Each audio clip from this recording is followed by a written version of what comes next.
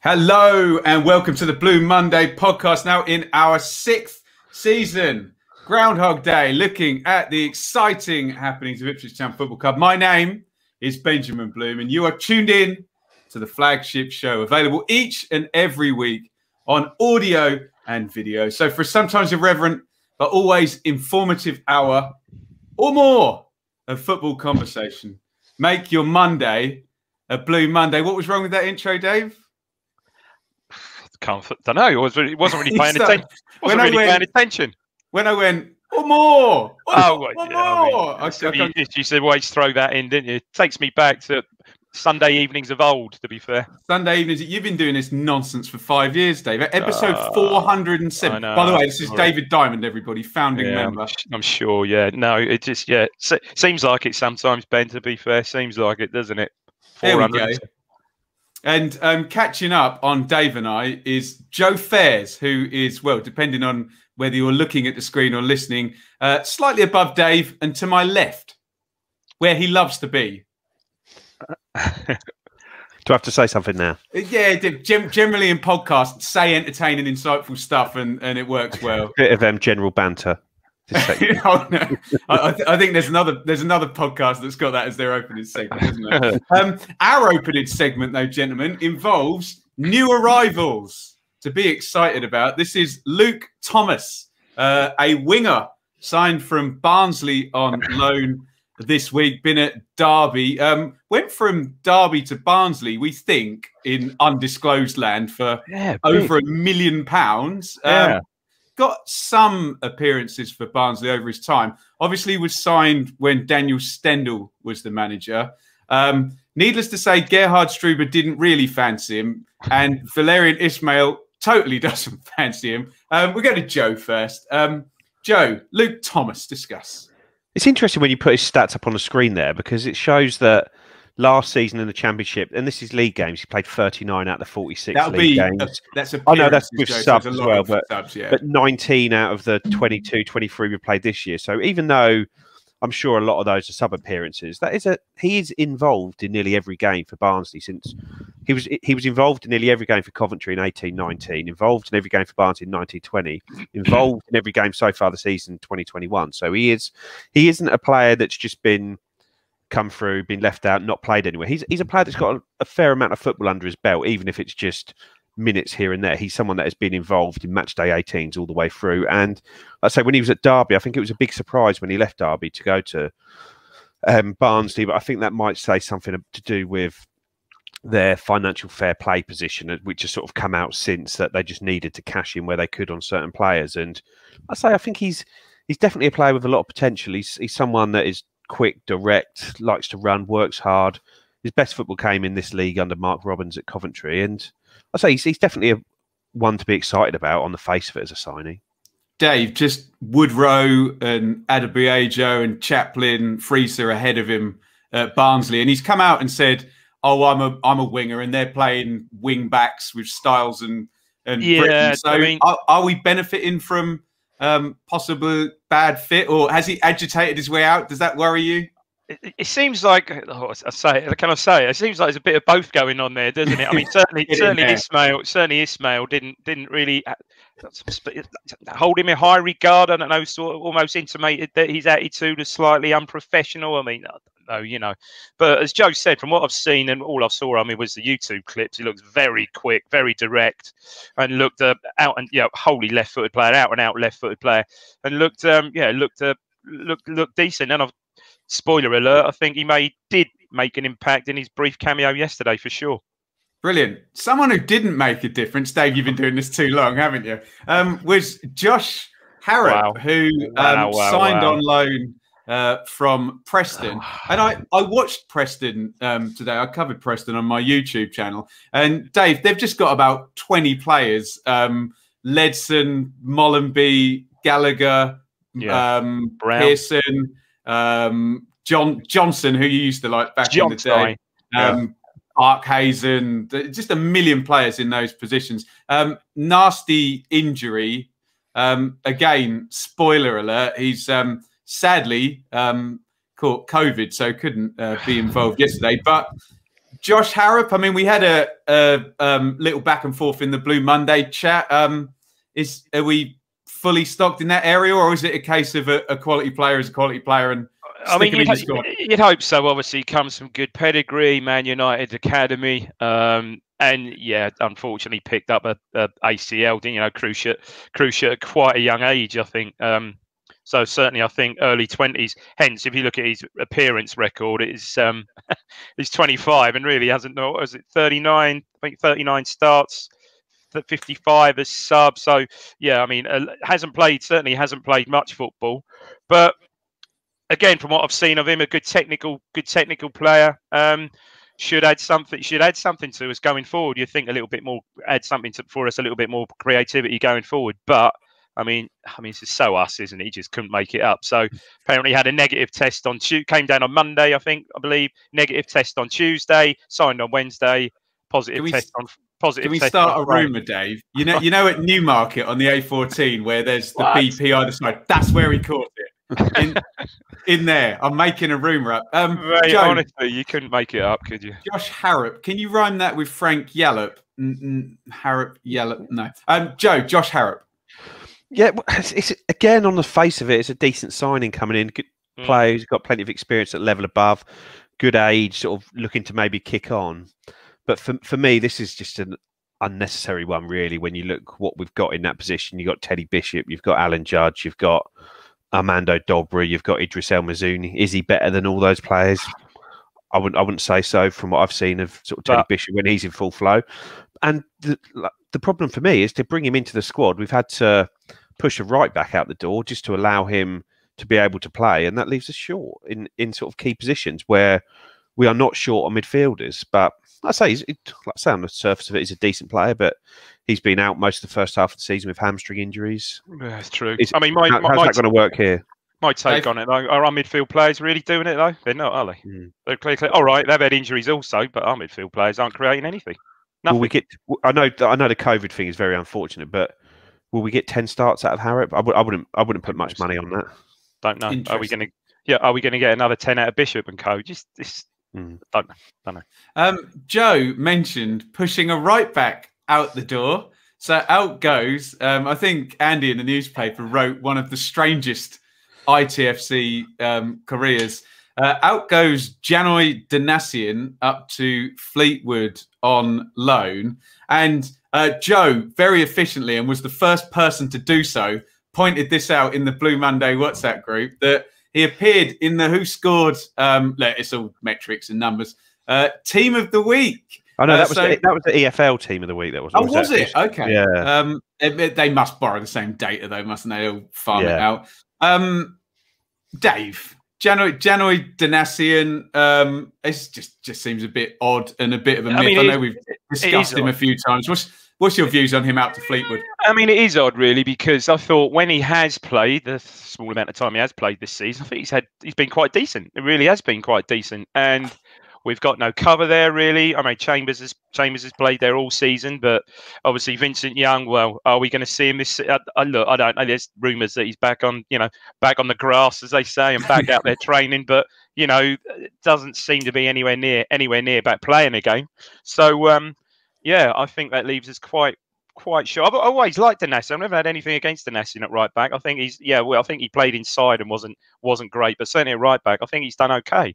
Yeah, an odd one. And Joe's right, I guess. Harrop coming in, meaning with the salary cap, someone has to go out. But Danasian, for me, a strange one. Although apparently he was a wanted man. I mean, apparently there was a derisory offer. What was it, 50k from Plymouth, I believe, and apparently Wigan and Sunderland was sniffing around him as well. So maybe he was, one of the players that was a fringe player that someone actually wanted, for goodness sake, Joe? Well, yes, I think on the podcast on Friday, the Kings of Anglia one, Andy Warren said that there was 12 or 13 clubs after him in Leagues 1 and 2. And it's like, wow. I'm not like you talk, and I think it was like Rochdale, Colchester, Shrewsbury, Accrington, Fleetwood. He wanted to go to Accrington, but the money on the deal didn't work out, apparently, according to that pod. But like I say, he's no world beater, is he, Danasian? But as a backup right back, he's solid. But it's because it's not just that. You stick him on the bench, he can cover right back, he can cover left back, and left wing back. If he was on Football Manager, defender right, wing back left, which would be the oddest combination. But I mean, he can cover any of the defensive roles, and that's quite a useful player to have when you are limited on numbers in the squad. It just seems baffling to me. Like, I don't think you can, like, as much as I want to see Vincent Young back out there, I don't think you can rely on Vincent Young to play this season at all. Really, you can't envisage that he is going to come back in, hit the ground running, be fine, sort of play out. And realistically, that means we need to Luke Chambers and on the other side, Stephen Ward need somebody backing them up for this run of games we've got coming up. Whether they play. Chambers plays 2 and Donashian comes in and plays 1, but you've got to look after your players, and it just seems crazy that we're letting out a solid player go. I mean, at the moment, the only experienced cover we've got at fullback at all is Kenlock, isn't it? Yeah, and and like I said, there's at right back. What's the cover? Wolfenden probably. Yeah, he's played there, I suppose. Yeah. And it's sort of like. I don't know. I think at the start of the season, we all made the point that when we signed McGuinness, it's like that should have been a right back we should have been signing then. And it sort of turned out even more so. It's like we are. Luke Chambers is going to play 46 games at right back this season. Perhaps, guys, his wage may have been a desirable one to get off the wage bill. I don't know. Well, he was what, 750,000 was he reportedly incoming? But we think all those Hurst deals, Joe, had a big relegation. I heard them sort of all between sort of like 3,000 and 4,000 with a 50% wage, big cut. So maybe I'm wrong. But Lambert has never ever fancied him from the moment he's walked in the door. I think before he walked in the door, he didn't fancy him, did he? When we needed a right back, he said, "Oh no, he's a centre back." And then when we needed a centre back, he said he's a right back. Did he not have him? Did he not have him at Villa? Was he not his manager at Villa? Many years ago. Well, he actually put him on a bench for a Premier League game when he was at Villa as a teenager. But then, do you reckon he put salt in his tea or something instead of sometimes but when Matt Gill was assistant manager at Tranmere, they took him on loan up in Tranmere, and he played 15, 20 games for Matt Gill up there. So, it's like I say, it's a strange one because all the people I speak to about him say, no, he just needs somebody to give him a bit of confidence and a bit of a push. Yeah. Really nice bloke. Will do what he's asked. He's not a problem at all in any way in the dressing room. But like I say, I think there is an element of maybe that because he hasn't played so much, he is being sort of talked up a little bit by Ipswich fans because that's always the case. You don't play, you get better when you don't play. But I call that Gordon Strachan syndrome. Get fired from a job, just wait a year, and everyone talks you up for the next job. Yeah, he's a perfectly serviceable backup fullback in this league, isn't he? And we need one. Sometimes these coaches just make up their minds about players, and that's it. You know. Yeah.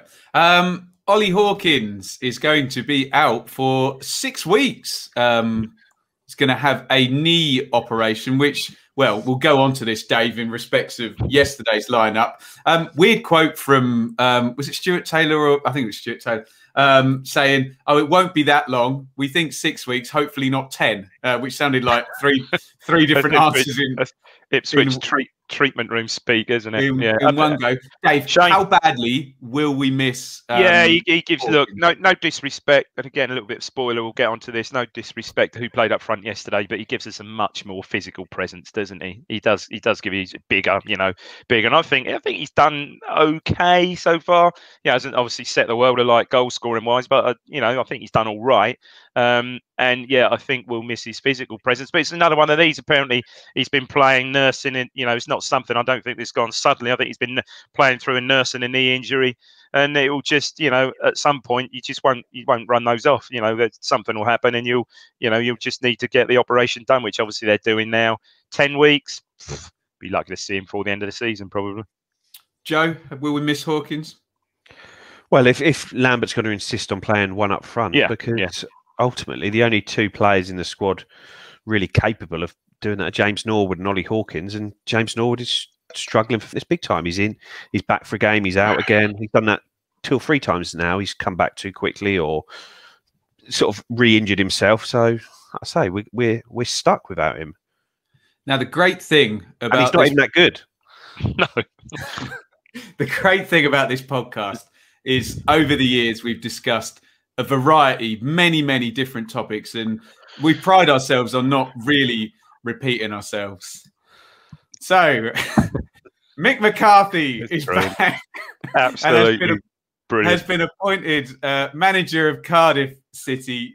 Joe, are Have we forgiven Mick now? Are you pleased to see him back in the Championship?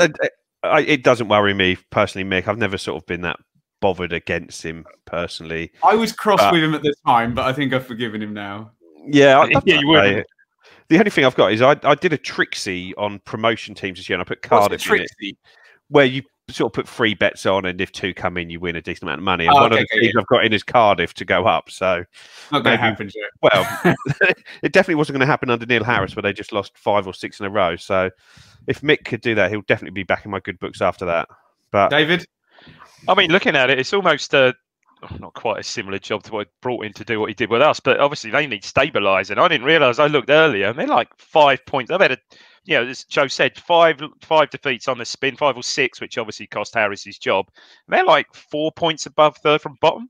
All right, I think little regression to the mean, a small improvement, and they're about 10. Yeah, you think a side like that would have enough. You think a side like have enough. So, look, McCarthy coming in will no doubt make them solid or make them difficult to beat, as we know how he sets up sides. I love hearing this stuff. I mean, I have looked at. I mean, very. How can I put it? I think a fairly mixed response from their fan base. I think, and certainly 1 or 2 of the ex-player comments I've seen are just saying, this is just ridiculous. You know, we don't need this. We need progression. But I'm probably looking at how they are at the moment. I mean, they really are on a slide. So I think they probably do need stabilising. But yeah, I think a very mixed response from the Cardiff fan base for sure. Are you looking forward to Rules, Volks and Pack in front of the back 4 in a 4-5-1 at home to Rotherham? Sit in there, boys. Just sit in there. I saw a good quote from Neil Warnock about it saying, I hear Mick McCarthy has got the job. I hope he has. To come back from Cyprus after a 6-week holiday there, get the sack, and now he's in a good place in Wales. You can't believe. And lovely old job. And the band's back together. TC's with him as well. The band's back together, isn't it? Brilliant. But like I say, without turning it into a Cardiff City pod, I know a lot of their fans wanted Craig Bellamy or someone progressive. I think at this stage, Mick's he's got a contract to the end of the season. Yeah. If you want Bellamy to get the job, get him lined up for the summer. And exactly. You do not want to be coming in as a rookie manager, 5 defeats in a row, load of pressure on your back. Parachute payments to no parachute payments next season. Yeah, we saw how that worked out for Woodgate at Middlesbrough, didn't we? So I say just mix. You just get an experienced manager in just to make sure you stay up this year. There's no dramas. You can build for next season. Mick will be gone. I'm sure he's negotiating a nice bonus. Will he though, Joe? He'll want to stay. Yeah, he's very persuasive, I hear. Shall we move on and get away from Cardiff and Mick, who we have, who was the #1, wasn't he, in the Blue Monday 400 top 10 list, wasn't he? Of course he was. Yeah, of course he was. I can't remember. I can't remember what it did yesterday. Right, Ipswich versus Peterborough was our game yesterday. Standards were low and hopes were high, and we were sadly treated to a 1-0 defeat, as many expected. Let's have a look at the lineup. So Holly in goal, Chambers and Ward, the fullbacks, McGuinness and Ciala, the centre-backs. Double pivot is Dazelle and Downs. Judge right, Edwards left, Bishop 10, Drinan up top. On the bench, Wolfenden, Thomas, Hughes, Nolan, Sears, Kenlock. Joe, anywhere else to go with that lineup? Pretty much what we expected. Well, I'd have tried to get Luke Thomas in from the start. I say I just don't trust Toto Enciala. Spoiler alert, he let me down again. It just is. I don't know. As soon as you saw that team, you just think, where are the goals coming from? Because I know Drinan gets a bit of criticism from the fans at the moment. I think he's okay, but he's okay if you can get bodies around him. And you looked at that and you saw Bishop as a 10. Well, he's not going to play as a 10. He's going to play as an 8. Edwards and Judge seem to pin the touchline, and he's just going to be there all on his own. And it played out that way. And I say, you saw that team, and I think Craig sent a message around saying, where are the goals in that team? As in, who in that team has scored goals? You've probably only got Luke Chambers and Quirion Edwards who have got 10 goals for the club at all. Dave, what did you think of that 11? Yeah, as we said, I felt for Drinan yesterday. I really did. you know, he's not got, as we've already said, he's not got the stature or the physique of Hawkins, and I think he was just a bit bullied out of it yesterday, as he has been in some of the other games. I don't think necessarily it's his fault. He was just so isolated. And yeah, you look at it. Where are the goals? There's just none there at all. And where were the spiders? Here is your Peterborough team: Pym, Kent, Thompson, Beavers. Dave, you had fun. Beavers. Had fun with. Was it him that got sent off for Bolton when Hurst was here? And was that him, Joe? I think it was. Still couldn't beat the 10 Beavers. Yeah. I think it was 10 men. Like he was running in quicksand. Yeah. I'm sinking in the quicksand of my thoughts. That's 2 David Bowie songs in a minute. Unbelievable scenes. Kanu and Butler, Taylor and Brown Central, Smodic, Dembele and Clark Harris, with Isa also on the bench there. If you talking about, I say on the flip side, that side looks full of goals. Yes, indeed. But they didn't get any in the first half. This was, 2 big chances, essentially created both by Taylor, the central midfielder. First of all, Dembele in behind, sort of inside left position. McGuinness puts enough pressure on him, but if he can go across the goalkeeper, maybe a little bit more, which then takes us to... we talk about repeating subjects on the pod over the years, and certainly since the lovely Toto Nsiala has been here, we've talked about him conceding a fair few penalties. So I think it was Taylor again who put this one through. And I mean, we can discuss it if you want, but sliding in from the wrong side with the wrong leg, and a pretty clear penalty there. Dave, would you agree? Oh, yeah, definitely. To be fair, it was a really nice bit of play. Probably best bit of play in the first half, leading up to that. Nice sort of little triangle, and I think Taylor gets it under and sort of like really nicely weighted, sort of half volleyed ball through. And yeah, he's just on the wrong side, and you're just waiting for the lunge. And if you go back to the Dembele chance, that's the difference. You know, McGuinness holds his run, doesn't lunge in there, sort of pushes Dembele wide, and we get a good result out of that. But yeah, the other one, as soon as he tackles from the wrong side, nailed on pen, no doubt about that. Joe, the best performance I think I've seen Nsiala play was at Accrington. I was sort of at pitch level, and it was muck and bullets when we lost in the FA Cup, and he was defending on the front foot and being very aggressive with his defending. And it almost strikes me that Nsiala is this horrible combination of somebody whose key strength is also his key weakness, that he wants to defend on the front foot, but then his decision making is so poor in these instances of diving in. Do you see what I'm getting at? This kind of fatally flawed, aggressive style defender, but then mistimes all these tackles and concedes all these penalties, Joe. Yep, and it's just the same with him every single game, isn't it? Last week against Burton, he puts 2 tackles in the box. Luckily that they both hit the ball, so he does okay. But this time he's done enough in the defending. He's got Dembele in a position where he's going away from goal. Yeah. So he's in a position where he's done his job, and that's it. And then he just puts a ridiculous. It's such bad decision making, and it's embarrassing that a League One footballer, let alone a guy who's played in the Championship, is doing this on a game by game. If you include the Sunderland one, I don't know whether you'd put the fault on him or McGuinness on that, but that's the 4th penalty he's given away this season.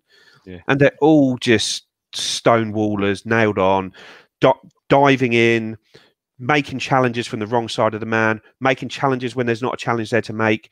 When he's done his job and pushed them into a bad position, he then still goes in for it. It's like the Lincoln away one. It's like soft, yes, but any reason to give the ref a decision to make that one? It's just, it's an embarrassment that he's still doing this.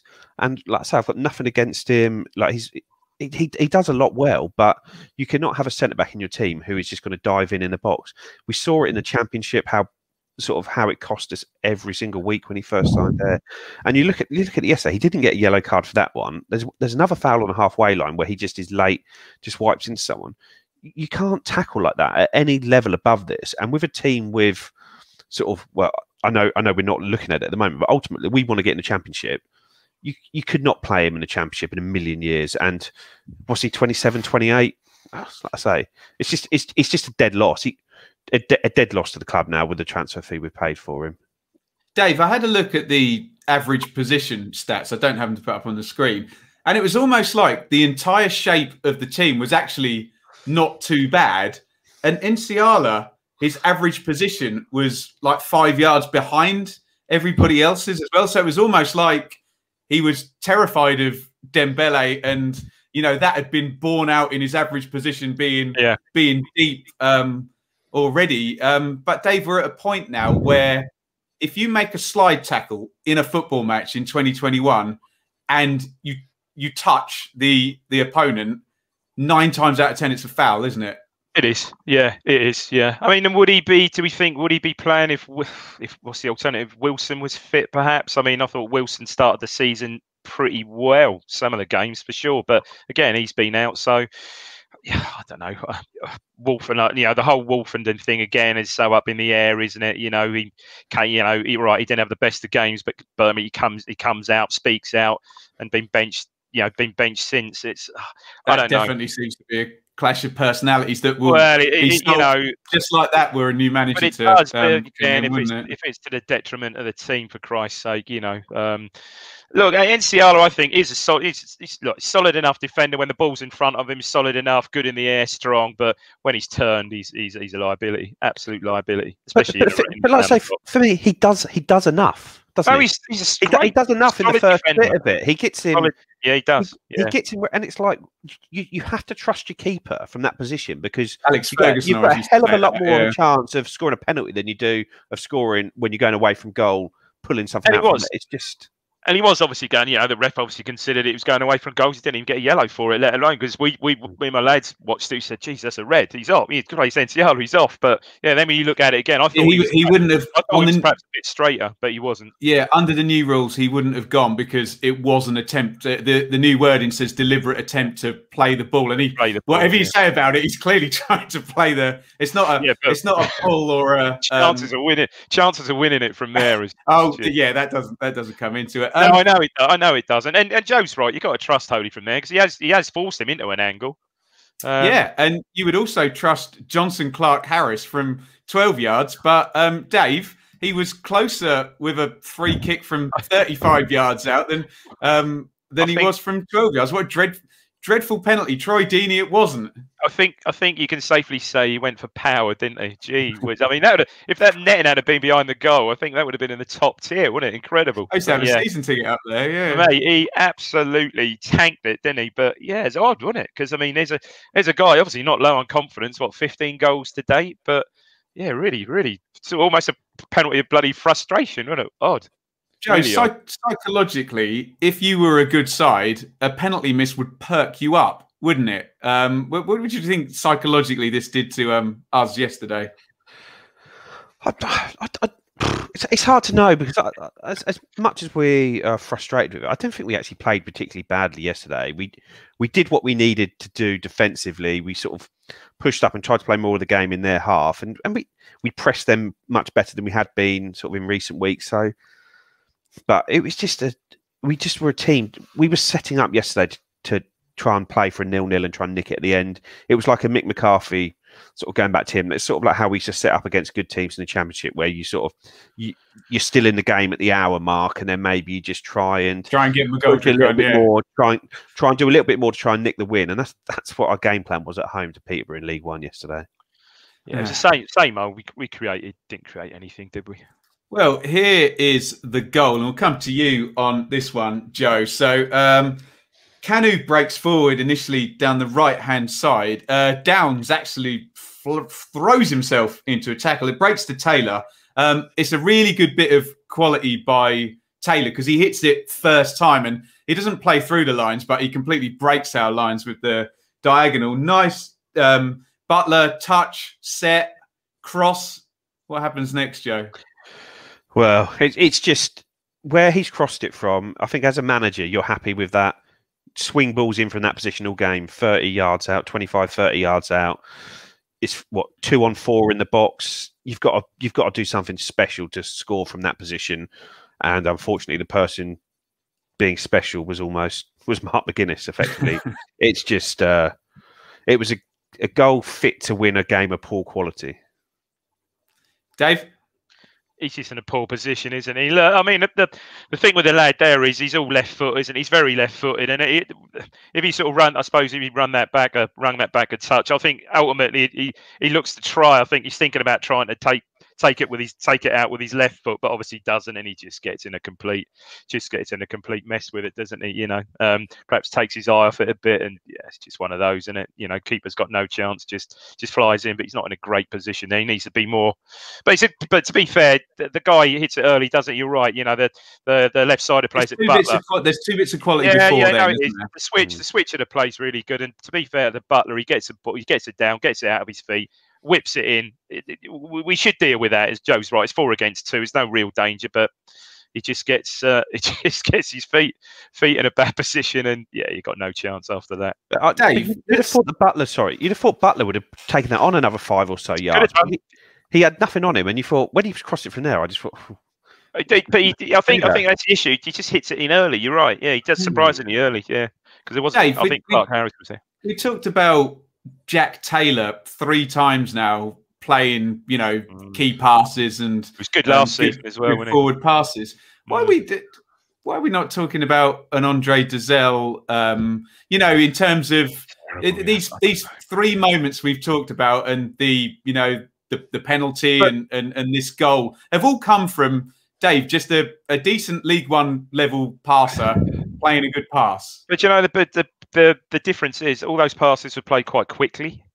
And, you know, really quickly, you know, the first one, I think the first one from Taylor, or no, not Dembele's chance. The first one to Taylor to set the penalty is brilliant. Gets it under, little half volley pass through. The switcher plays first time, doesn't even think about it, doesn't take a touch, switches at first time. And Butler, 1 touch in. We are just still, and I've said about it before, our play is just so ponderous and slow and easy. That's the team, not just the central midfielders. Yeah, it's a team, I think, not just the central midfield. I thought Dazelle was poor yesterday, very, very poor. I think someone said on the WhatsApp group, perhaps his defensive work was slightly better. I disagree. If you look at that Dembele chance, he gets rolled so easily. I think that's Taylor as well, who just rolls him on halfway.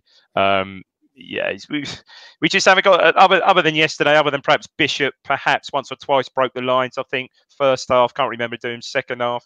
Up to this point, anyway, up to the goal, we just off nothing, and it was the same old ponderous, you know, 1 pass too many. Try and get the ball wide when we do hit crosses in from hopeful positions. So yeah, just totally different to what they were trying to do. I wanted to make. But who does Dazelle pass? Who does Dazelle pass to though? There's nothing in front of him, is there? And I'm not trying to defend him because he did have a poor game yesterday. He was poor yesterday. No, I agree. On the ball, but there's probably like you see Taylor. Yeah, he's playing these balls, but he's playing these balls because he's got Dembele, he's got Harris, Smodic, right. Two wing backs. He's got runners, he's got wing backs going forward. Yeah, perhaps I'm being a bit harsh, but I thought he gave the ball away sloppily a lot yesterday. I just want to make mention of this from John Nolan from 25 yards out, which was the only shot on target in the game from either team. Try and get your head around that when you realise the outcome.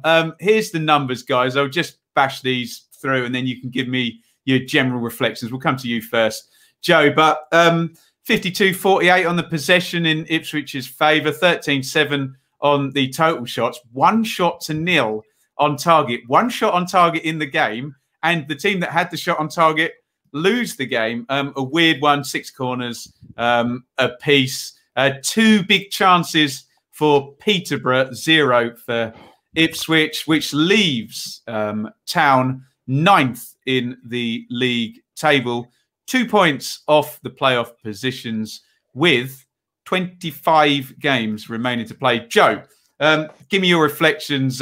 Use any of the numbers if you will, and this quirk of 1 shot on target in the game. Peterborough winning without a shot on target.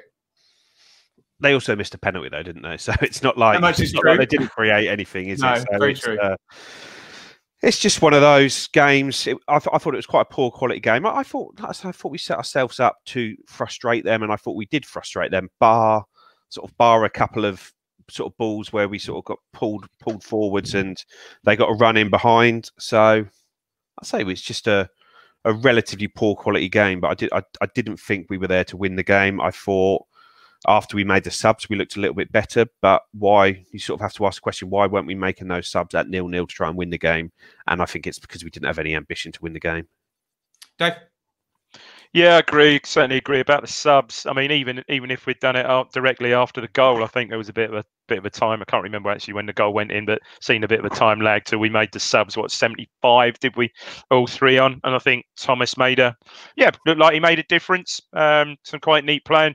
Soon as when he did come on, it seemed to liven up Edwards as well. Certainly in and around the box for once. But a bit of balance, a bit of speed as well. Yeah, I think so. Moving the ball a bit quickly, but I mean, I think someone said. I think Rich said it. 1-0, game over as always is probably with us. And to be fair, I thought they probably had a little bit in hand, didn't they? Really, they were just happy to sit back and again let us play pretty much in front of them as we always do. It's deja vu all over again. Here is our record this season against the teams currently in the top 6. And two things will prick your attention up. Played 6, lost 6, losing 4-1 to Doncaster, 1-0 to Lincoln, 3-0 to Hull, 2-0 to Charlton, 2-0 to Pompey, 1-0 to Peterborough. What will prick up your attention is the last 4 of those were all at home. And the other thing is, not only are we losing all the games to top 6 teams, we've only scored in 1 of the games. Why is this happening again, Dave? I just don't. I just don't know. I just really don't know. I mean, is it a mental thing carrying on from last year when I think was it 2 wins out of the top 10? I mean, it almost has got to be almost a mental thing now. But then again, I look at our side and the players coming back. Are we just lacking? We've got to come to that conclusion that we're just lacking the quality, and we haven't got the quality to beat these sides. And certainly how we set up, we don't set up to beat these sides. Joe, 0 points and another 1 goal. Obviously another one coming up on Tuesday, which is not very good. Yeah, like I said, you can sort of try and dress it up as much as you like. Mental blocks that. We're not a very good side against decent teams because generally the teams at the top of the table are set up to win games of football. We aren't. We beat teams because we've got better players than them. When we come up against a team that has decent players or is well set up, we don't have. So we don't break them down. It's a massive failure of management. And there you have it. Should we go to some tweets, Dave? Go on then. Have you seen the tweet that's just come out just quickly? Yeah. The sort of EADT have just posted tomorrow's front page. Just quickly, we're recording 8:10 on Sunday night. Go ahead, Joe. Yeah, the front page of tomorrow's East Anglian Daily Times is time to make a change at Marcus. After a poor defeat and as another season threatens to slip away, we say Paul Lambert's town record is not good enough and call for change. There you go. The papers are now officially there. But where you were about 9 months ago. Yeah, well, I know from sort of, you don't have to read too much between the lines of their podcast and sort of speak to them as well. There's something that they've been agonising over. I do think the Jim Magilton, they went far too early on that, and I think that was as much to do with the ego of sort of Derek Davis at the time. The fact Jim Magilton had totally fallen out of all the press, and I think they've regretted that since how they were at that point. And it's under different ownership, editorship, sports journalists, but I think that leaves a heavy sort of cloud over it. And Joe, quickly, if I can just come in, I'm sure Andy won't mind me saying it. Even making the 2000 documentary, he knew. I spoke to Andy before he started making that.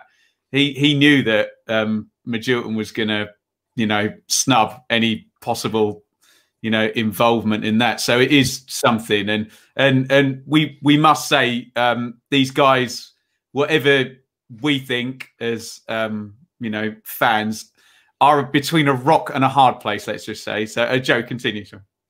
Yeah, no. So it's just a case that it's like I say, when you speak to people in the industry, it does turn out that generally when papers go with this headline, it's that they know the manager is out the door, so they just try and get it in first. I'm not sure that's the case this time. I think it's just gone far too far, and it's plain as a nose on anyone's face that he's done here, isn't he? And so I'm sure we'll come on to this further later, but ultimately there's not. Well, I say there's a few there, but 90% of the fan base is convinced that he is there's just no point in him being here anymore. He's only doing more damage by staying.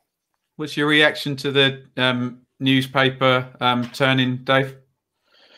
Yeah, I mean, they're finally. I think Joe's right. Perhaps the writing is now firmly on the wall now, and he is on the way out, and they're getting it in first. Obviously, Sunderland coming up Tuesday. Crew at the weekend. Both of whom are obviously above us now. So, yeah, you'd think that would be the Sunderland game perhaps would be the breaking point before Saturday. And also, sort of the big news, not big news, but in recent weeks, we were due to be playing Wimbledon next Tuesday, which is cancelled. So if you are going to make a change, not this week, next week is the only free week we've got in the calendar until Easter. So you need that. If there is going to be a new manager, he needs to be in. That's exactly what Cardiff did. They waited for the FA Cup game. It was the only week, exactly what you've just said, and they boom after the midweek game. And they made their change. Interesting stuff indeed. Should we try and lighten the atmosphere? Let's look at some tweets. Luke asks, when will you be renaming this as the Joe Fairs show? He's on every week, or are you just waiting until he drops the C-bomb on Lambert? Doesn't need to. Sorry, I can't be bothered to ask. Can I just defend our rotation policy and say that we have 3 hosts who have to do a lot of preparation and then text stuff afterwards. So we rotate them. Obviously, David is kind of like royalty around here, so he can do what he likes, and we tend to put him on. And we love having Joe on. We think he's fantastic, so we always offer. And then we've got Seb and Craig in the background. So, Joe, as long as you're happy to be here performing regularly, we're very, very happy to have you on. But we will not be naming it the Joe Fairs show, as much as Joe has been lobbying for that. Joe, your reaction? Yeah, no, great. The only difference I'd say between Lambert and the C word is that C words are useful sometimes. Oh, stop it. That's an old one. Steve says, from the post-match interviews, there's a significant difference in appraisal of the game between the manager and the captain. Which one do you think was the most realistic? Well, I think we know that is. But is it pertinent now? Because in a tight ship, you would never have the captain contradict the manager, would you? No, you wouldn't. No, I think that perhaps was the actual ultimate clue there yesterday. Really, the manager came out with some very odd stuff, and it's clearly the captain, and you assume he speaks for the team. Just the frustration is just overbearing, is it? It just really comes out the frustration of it all, and you'd think he's speaking. He's speaking for the team as well. To be fair, Dave, being a complete S-house myself, if I was in a really high-paid job that I was doing rubbish at, I would have given exactly the same interview that Lambert did yesterday, just to try and keep the job. What are you going to do? David, Matthew Noble knows how to get his question read out. Who is the best player to have played for both Ipswich and Sunderland and drive an Audi TT, Dave? I heard from him the other day, actually. Yeah, he's doing well. Yeah, I heard from him the other day. Matthew or Tommy Miller? Tommy, of course. Yeah. I guess he'll be. He usually does some summarising, but I think last time Sunderland were here, I'm sure I bumped into.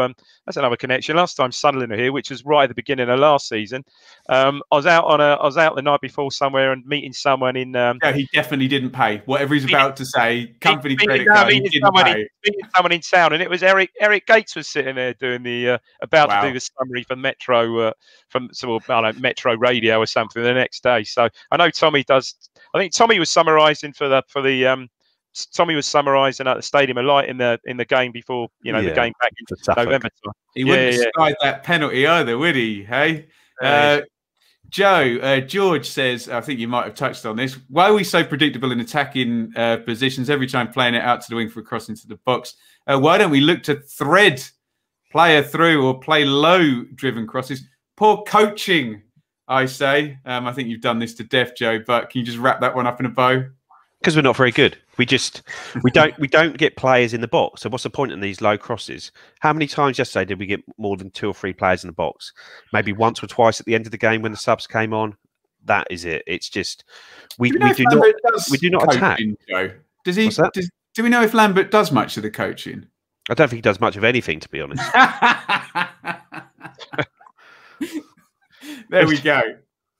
Unbelievable scenes. And Tim, the question everybody's asking now, really, what will it take, Joe, for Evans to pull the trigger? It does feel, and Dave, before we started the call, I was just chatting with Joe for a couple of minutes. It feels a little bit different. With Mick, we kind of knew the contract was running, and we didn't quite know what was going to happen next, but it was going to be handed over. I mean, with Mick, let me finish. With Hurst, it was kind of out of nowhere, wasn't it? Whereas this is kind of the first time, certainly since we've been doing the pod, where it's a case of poor. Yeah, the guy has to go. So let me go to Joe first, Dave, and then I'll come to you. Yeah. What are we looking at? Because I remember we always said, Joe, that whole game under Mick, where, funnily enough, Harry Wilson, who he's got now, destroyed us with Jared Bowen. But Evans doesn't go for the symbolic big home defeat, does he? Is there a number on this or anything? Well, like I say, because there's been talk over Lambert's future, both in sort of just before he signed his new deal, sort of as the season came to an end, sort of a lot was going on in between the end of last season and the start of this season. But it's always what you've heard is sort of, there's never sort of been, not that it's official, but there's never been confirmation that his job is effectively on the line, where I'd heard from a sort of few people yesterday, next 3 games, make or break. And if you, like I say, if you look on the TWTD forum, prior to yesterday, prior to the game, you look on the TWTD forum, Phil Ham is on there, who obviously has very good contacts, much better than I do, and he's saying the same thing, 3 games. So that is something that the club that is coming out from the club. Who knows where from? But it's, like I say, that's what as I understand it to be. Next 3 games are key, make or break. 1 down, 1 loss. If we lose on Tuesday, do you even bother giving him the 3rd game? If he wins, if we draw, maybe it goes on for longer. But like I say, this run, Peterborough, Sunderland crew is what he's got to effectively save his job. He's made a bad start at it so far. Will he, like I say, if you lose 2 of those 3, is that too many? I don't know what the expectation is for the 3 games. What is you need to get 3 points, you need to get 4 points, you need to at least win 1 of your home games, you need to win 2 of the games. No one knows what the 3-game make or break thing is, but that is definitely something that a number of well-connected people have sort of heard over the weekend and sort of put in the public domain, sort of especially Phil on the message board. Dave? I mean, it'd be interesting what reaction we'd be getting down there now with fans there, wouldn't it? And what sort of crowds we'd be getting, for Christ's sake. So in some respects, and I know someone posted a tweet, someone posted a tweet yesterday. Now he's had COVID, or now he's perhaps still got COVID. Is that going to almost save him again, as it did last year with the season, ultimately with the season ending early? I don't know. You'd think of another defeat on Tuesday, another. Oh, Jesus! I mean, I looked at the goals scored. We just scored like 26 goals now. 26 goals all season we've scored now. I think also if we lose, I know you're talking about historic. I think it'll be 6 out of the last 7, which is a record going back to home games, going back to 94-95 season. But then Stat put that up, and then as he said, well, however, that was in the Premier League, not in the Premier League, not League One. I would think defeat at home to Sunderland, surely. Dave, I agree. I agree with with both of your points, and like Joe says, if it's a 3-game metric, Dave, if you lose the first 2, the best you can do is 4 points. 1 point. Yeah, 1 point per game across 3. Well, that's survival. Yeah, that's gone. That's gone. It's not enough, is it? So basically, but then who do we think? Who do we think logically would come here? Really, who do we think? Do we really want to do that, Joe? Well, I don't know, Joe. Did your opinion change really? I mean, I know when last time, perhaps 2 or 3 weeks ago. Let's just throw this in that Paul Cook was offered the Cardiff job on the same deal that McCarthy has taken it on, the 6 months. Turned it down. So now whether that precludes him from has he been tapped, you don't know. Yeah, but whether that precludes him from a league, a job lower down, but with a more secure contract, I don't know. But he's turned down a job 15th in the Championship with a Year 2 parachute payment, and Harry Wilson and Sean Morrison and Kiefer Moore and Smithies and Hoylett, some good some good Championship players. I mean, anyway, Dave, you said name names. Go on. Well, no, just quickly. Mills made a good point. Mills made. We're now into January, getting into February, and Mills made the point yesterday. Who realistically would come here? Who's left? I mean, Joe quite rightly said the other week. The Cowleys, really, surely they're gonna pick up the Championship. They're gonna pick up the Championship job, aren't they? Probably said that 6 weeks ago, though, didn't we? Well, we did, and we were waiting for Cardiff, weren't we? That was the one where we all said, "Oh, okay, it's going to be Cardiff or Birmingham next." What's left? Do you know what I mean? What's left there now? Millwall. I think possibly Millwall next. That's a good point. Yeah. You look at the sort of managers that are available now that you'd guess would be on any shortlist for us, and it's Paul Cook, it's Danny Cowley, Gary Monk, probably Neil Harris now, who's now available after leaving Cardiff. But I don't know Paul Cook's situation, but he's always seemed one of those that I think is quite interested in Ipswich as a club. That I'm fairly certain. I'm fairly certain. Called Paul. I'm fairly certain there's a pre-existing relationship between him and Marcus Evans as well. That they know each other. Put it that way. They've spoken to each other in the past. I'm not necessarily saying he'd be the one. He'd want the job. He'd take the job. But I say when people say, "Oh, who could you attract?" I just think, well, I say you look at where we are actually point-wise. I did this at the start of the pod. We've got 35 points after 21 games. If we lose tomorrow, if we think that is what the breaking point is, we've got 35 points after 22 games. That over a 46-game season is 73 points. That's basically playoff form. You're not far off it. You don't need a huge upturn in form to turn that from 73 points to 78, 79, which is guaranteed top six. You look at people with let's say, I personally think the Cowley brothers are the ones to get. If you can get those through the door, they're local. They've done a brilliant job at sort of Concord Rangers, Braintree Town, 2 Essex clubs, Lincoln City, obviously. And it's not just what they do on the pitch, it's what they do off the pitch as well. That you look at what they did to Lincoln as sort of a city and as a football club, and it's just that's what we need here. We need people to come in, and Lambert tried it. He tried to engage the community, but I think we're all sort of probably will agree that was just a facade. That wasn't the real him, because the real him is what he's been doing for the last year. So, Ben, what is the word on the Millwall job? I mean, I haven't looked at any odds or anything. What keeps happening is, so the Millwall fans are unhappy. This is Gary Rowett, obviously, we're talking about. He's been in there for about 18 months. It's one of those, Dave, where what keeps happening is they'll go on a bad run, things get to crisis points, and then he'll get 4 points from 2 games. Yeah. And then it goes again. Their owner, John Berylson, doesn't pull the trigger. And the one thing in Rowett's favour is that the doors are closed, because that Millwall lot would have him out, and they don't tolerate. They don't tolerate. But then, of course, that could be Gary Rowett available as well. I know people will be cringing at these pragmatic, particularly Gary Monk and Gary Rowett have all had 5 Championship jobs, haven't they? But this is where we are, and these are the names. Yeah, these are the names that are going to be coming up. I don't think any of them are bad names, are they? If you know what I mean. If you said a short list of Gary Rowett, Gary Monk, Danny Cowley, Paul Cook, and Neil Harris, there's sort of 5 decent managers, aren't they? I think most of them have been promoted from League One before as well. I know Paul Lambert has as well. But I think we've spoken about it before, and I'm sure you've mentioned it before. Ipswich is still, I think, looked upon. I think there was an article in the Times a little while back that Ipswich is still looked upon as a good job, as a good as a good place to work, a nice place to, surroundings, nice place to live, and a club that is I hate calling it a sleeping giant, but that has potential. If you get the team moving in the right direction, you get the support back. You've got the fan base there and everything to go with it. The facilities are there, great ground. Easily a Championship, if not probably lower Premier ground. So it's still, I think it's still a decent job for somebody. I don't think that's that's the issue. And you will be given free reign. Yeah.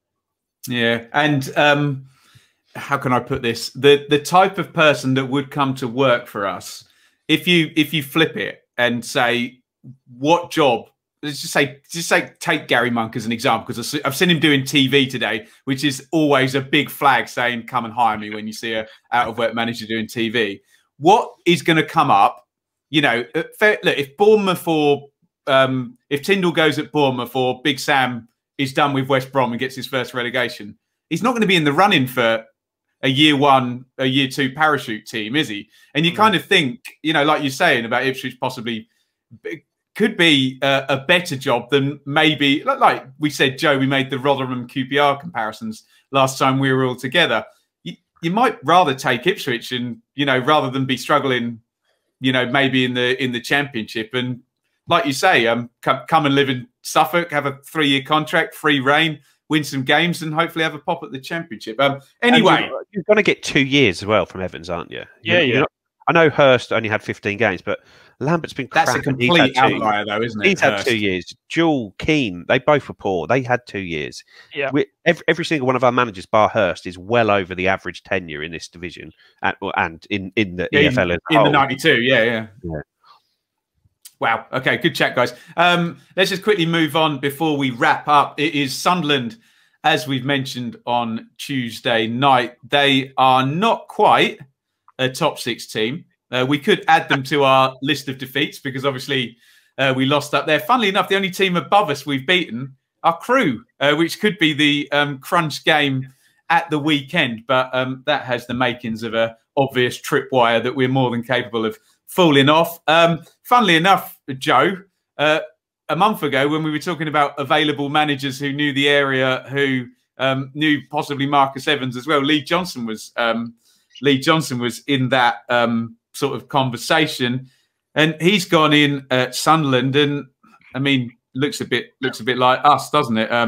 Some names: Scowen, McGeady, O'Brien, White's got I think 4 goals in 2 games. Power, lots of people who've played at a higher level and a big club. But really, Joe, this is kind of Lambert's last stand rather than a football match, isn't it? I think tactics and names and everything goes out the window for that narrative for Tuesday, really, doesn't it?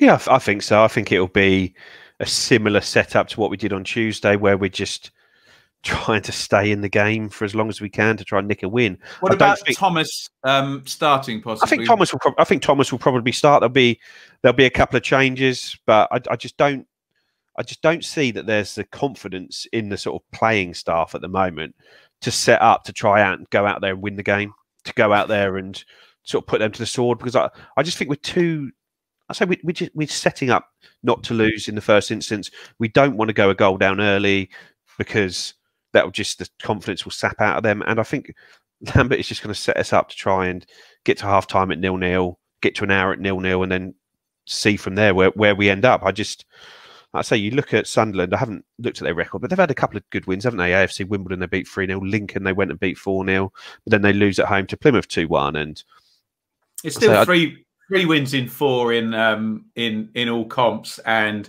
1 defeat in 1, 2, 3, 4, 5, 6. 1 defeat in 9 in all comps as well. So. Yeah, I think Lee Johnson's still scratching around trying to find out his best formation, trying to find out his best players. He's moving it around. He's trying to settle on something, but I don't think they'll have anything to fear coming here. David, no chance of the Paul Hurst Hail Mary. Do you remember? I remember showing up at Leeds and we had no idea what the team was going to be. And there was about 7 changes, a change of shape. Strangely, Bielsa knew what was going to happen already, but we won't go into that, will we? But I mean, hopefully, I mean, do you think the Hail Mary is going to happen, or do you think Joe's right that it will just be a couple of tweaks and more of the same? I think it'll be a couple of tweaks. I'd like to think Thomas would start, because I think he did. If he certainly had some sort of impact when he came off yesterday, so I'd like to see Thomas wide and Edwards there as well. Funny enough, thinking of Sunderland at home. I think someone said one of the questions was, was one of the last Ipswich games you sort of enjoyed? And thinking back, there hasn't been much over the last few seasons. But the 5-2 game against Sunderland. But you're talking now. You're thinking, it's a couple of seasons ago, and it's like 2017, wasn't it? 2017. We were great, but they were. They were awful. But what entertainment? But honestly, the last pure entertainment. I mean, there's been Wagging Selena McGoldrick. Oh, mate, all 4 of them played, wasn't it? Oh, bloody. different class, wasn't it? Unbelievable. And yeah, how things have changed. How things. Grant have changed. Ward take one round the keeper and stick it in as well. I know it was like a Waghorn back heel for Selena, or was it the other way? It's just quality. The goalkeeper was on a different level altogether. Absolutely brilliant. But yeah, it'd be interesting. I mean, the first thing Johnson did, not surprised you said he got Scow and back, but the first thing, one of the first things Johnson said, McGeady. Yeah, he's still got. He was quality in that game. No rubbish. Got goal and assist. He's still got it at this level. Definitely still got it at this level. So yeah, tricky. But no, I think there'll just be a couple of changes, and fingers crossed. I'd like to see Thomas start. And of course, Lee Johnson to bookend Paul Lambert. Do you remember the god awful Bristol City home game that everybody? We had a lot riding on. Do you remember? And we played quite well, and then just folded. And Spence scored no goal. Yeah, Eliasson swapped wings at half time. Yeah. And Spence and who was it? Spence and Edwards were just hopeless, and Bart was awful, and Jamie Patterson scored, didn't he? And it was one of those instances where I call it a Fabio, right? I've got an Italian mate called Fabio. You could set him up with the most perfect set of situations to win an argument, and he will still lose because he's so Italian and emotional. Sorry to any Italian people, but I always say to him, Fabio, you're the only person who can be completely in the right and still lose an argument. You just go crazy and start insulting everybody. Very animated hand and arm movement. Yeah, right. And we were Fabio that night, where it's like, how can we possibly lose this? Oh, let's score some own goals and concede 3 in 10 minutes or whatever it was. I just remember that game very, very well, and that kept Lee Johnson in a job at the time as well. Yeah, I mean, they've been very in and out. I think, in recent weeks they've won, drew one. I mean, had a really 3-0 win at Wimbledon, lost in midweek at home to Plymouth. All right, won yesterday narrowly, but yeah, they've been sort of in and out, haven't they? In and out. Lovely stuff. Well, that should just about do us then, guys. Did we manage to not get too depressed? I tell you what, if we were on here in another 4 weeks' time and we're having exactly the same conversation, I think the question is, if we're on here in 4 weeks' time and there hasn't been an emergency pod in between time, then yeah. Well, we might have won a load of games if that's the case. That's the other thing. We might have just. I think Joe. I still think Joe here and there. I think Joe would still prefer the emergency pod, wouldn't he? Though I'm sure. No, I think we all. They're always good for ratings, the old emergency pods. Just both give me a yes or no. Does it feel like we've now kind of reached the point where we think that something is possibly going to be happening in the not too distant future? Joe, yes or no? Yes. As soon as you start hearing games, this many games to save your job, it's done at that point. Managers don't come back from that, especially ones that are so far in the hole as it is. David? Yes, I think so, especially now that the press has finally seemingly come out. Joe, where can we find you on Twitter? Joe, always uncontroversial on Twitter. An excellent follow, I have to say. At Joe Fairs. Lovely stuff. Are you covering any NFL stuff? Because there's some big NFL bits and bobs. Are you watching that tonight? Yeah, I'm currently missing sort of one of the biggest games of the seasons to bring my sort of pearls of wisdom to the Ipswich Town fan base. To the Joe Fairs show. Sorry about that. When did they start? 6:30, I think it was. So it's not an issue. Our apologies. David, where can we find you on Twitter? Oh, is it Green Bay Buccaneers against Chicago Red Sox? Is that what's on? I can't remember. Look, I can do this. This is Aaron Rodgers versus Tom Brady for Mr. One Sport here. I do watch it. I was watching it. Last week. Week before Baltimore. I think. Yeah, it's all right. So they're near. Surely they're near. They're nearly at the Super Bowl. How many? Is it still the playoff? Well, tonight effectively is the NFC title game and AFC title game, and then in 2 weeks, the 2 winners from today will play the Super Bowl. You see, I think when we get Premier League and Premier League 2 or a kind of European league, and this big, I've said this for ages, this big, massive, bigger than the Champions League final, grand final, Super Bowl, I think that's where they'll go with it as this big one-off TV event that they can make just gazillions of pounds of. Anyway, David, where can we find you on Twitter? David Diamond 3. You can find me at Benjamin Bloom, still doing championship stuff. And I appeared on a Crew Alexandra pod with lots of caveats about what the state of play may be next week, dependent on. They said, give me a prediction. I said, well, now there's two possible outcomes here, isn't it? Because something could have happened that might change my prediction. But there you go. I did a piece for Tribal Football as well. You guys helped me out with it, actually, with some knowledge on Wayne Rooney. So go and check that out on my Twitter and YouTube. All of that good stuff. But in the main, please come here at Blue Monday ITFC on Twitter. We're on YouTube. Richard will be here on Tuesday night. Hopefully he won't be in too vexatious a mode after a potential banana skin, where everything's a bloody banana skin at the moment, against Sunderland. And then we'll be back with the normal pod on Monday next week, unless anything happens beforehand that needs to be covered at any point. My sister used to tell me, Joe, when I was young, if you cross both hands, it cancels, cross your fingers on both hands, it cancels the other one out. You should only do one. But she also told me that if you tweak your tummy button, your legs fall off. So maybe I shouldn't have listened to my sister. Well, she's a lawyer now, so how is Dr. Bloom these days? Yeah, it worked out. It worked out okay, didn't it? You can support the show live when Richard's on Tuesday. Super chat function on YouTube, or by hitting the support button over on the Acast app. We do this for nothing. We try and enjoy it. So if you have enjoyed what we've done, you can donate what you like. It's not compulsory, but it does help with technology and paying for the streaming software and all things of that nature. Dave, can you sum up the current situation in one pithy word? I'm saving it. I'm saving it. I'm saving it for next. I'm saving it for next week. I'm saving it till he's gone. I'm saving it. Can't. Not this week. No. Okay. Would you do me the honour of letting me do it then? Of course. Go on. Okay. I'm just going to move back a bit. Hang on a sec. Right. Thank you. Thank you, everybody, for listening. Crap!